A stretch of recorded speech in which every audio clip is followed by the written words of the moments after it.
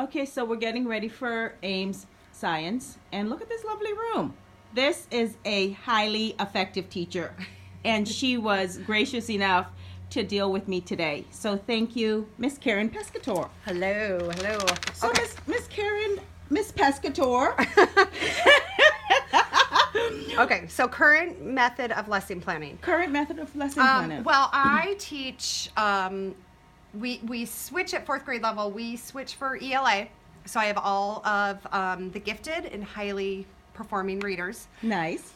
But and then I teach all the math for fourth grade in the afternoon.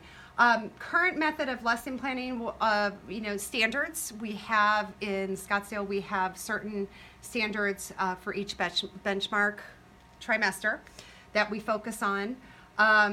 We have adopted books for fourth grade that we need to read as a grade level. So that's part of the lesson planning. But also constant pre-testing, formative assessment for lesson planning to see the weak areas. In math, I do have 3 different levels of math, all the same curriculum, but I work at a different pace, so compacting lessons. So I'm constantly seeing what the kids need according to what level they're at for lesson planning. Okay? What is the school's expectation for lesson planning? We do not turn our lesson plans in. We do a lot of our lesson planning as a grade level. There are 3 of us currently at fourth grade. So we're constantly meeting about who needs what. We do have, in the morning, we have a block of time that we can do interventions. So we are switching kids moving here and there according to what their needs are during our intervention time. But we do not put our lesson plans, we don't turn them into the principal.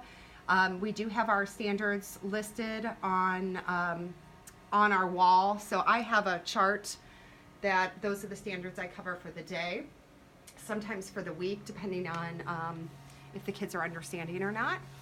And that's primarily it. Okay, do you plan as a team? I addressed that already. You did. Yeah, we are constantly meeting, and then once a month we meet with our principal to go over scores and how the kids are progressing.